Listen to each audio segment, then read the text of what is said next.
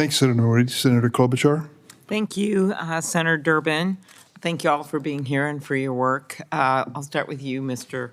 Willoughby. I'm concerned about the risks drone incursions present to commercial aviation. You know, I've seen good uses of drones in my state for crop management, pesticide application, civil engineers using it to look at bridges, or if we have some kind of a flood or a rail derailment where people don't know if it's safe or not. So I'm well aware that they can be used for good purposes. But as you noted in your written testimony, there have been over 160 reported drone incidents.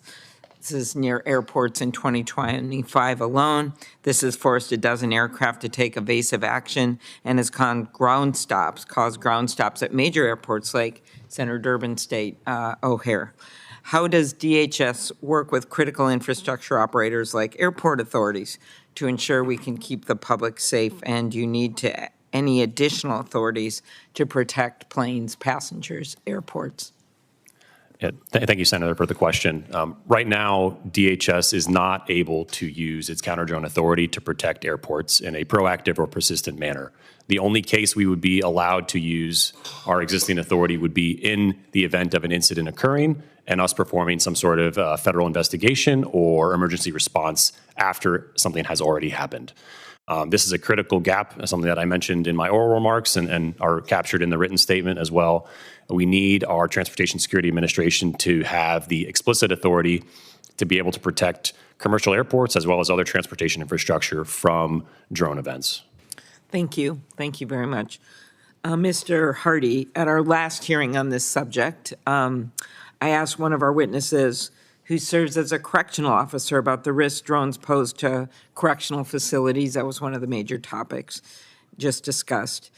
Your written testimony describes how drones have been used to introduce contraband, including weapons, drugs, cell phones, into BOP facilities. I've just heard from correctional officers in Minnesota who have described some of the challenges they face detecting drone incursions. What is the Justice Department doing to ensure that BOP facilities are able to detect and respond in real time? And I guess same question I asked of Mr. Willoughby, anything more we should be doing? Thank you, Senator. The Bureau of Prisons has, to my understanding, established detection technology at, I think, all of its maximum security prisons and some of its medium security prisons. We're in the process of using the full authority of the 2018 Act to use the equipment that would include mitigation.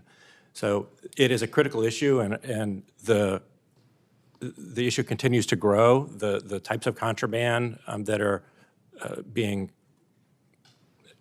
shipped into these prisons using drones is more concerning. It's a problem that is expanding, and it's a problem that the states are facing as well. We have numerous criminal prosecutions where we have supported the states. Any ideas of what we should do? Well, reauthorizing the 2018 Act is the first step. That's absolutely critical. The second would be expanding the authority for state and locals to use the same types of technologies to protect their own prisons. Very good. Yeah, we talked about that. And if you could thank the director, he came out to Minnesota and visited our facility in Duluth that has some lower level offenders and decided to keep it open. It was going to be closed. It just happened last week, and I really appreciate it. He talked to me first, and then he went out there, and it was a good decision in my mind. So thank you. Mr. Trophy, last question here. Federal law enforcement was able to disrupt a number of plots to use drones to attack critical infrastructure last year. This included thwarting plots to attack an FBI field office in Knoxville and an attack on the energy grid. What are some of the complexities involved in investigating plots that use weaponized drones, and are there additional authorities? Same question the FBI needs. It is a rapidly evolving technological space and requires the full force of the federal government, and extremely important, as noted in the executive order restoring American airspace sovereignty, the integration of our joint terrorism task forces all over the country. So getting our state, local, tribal, territorial investigators and technical experts involved in our investigations is critically important.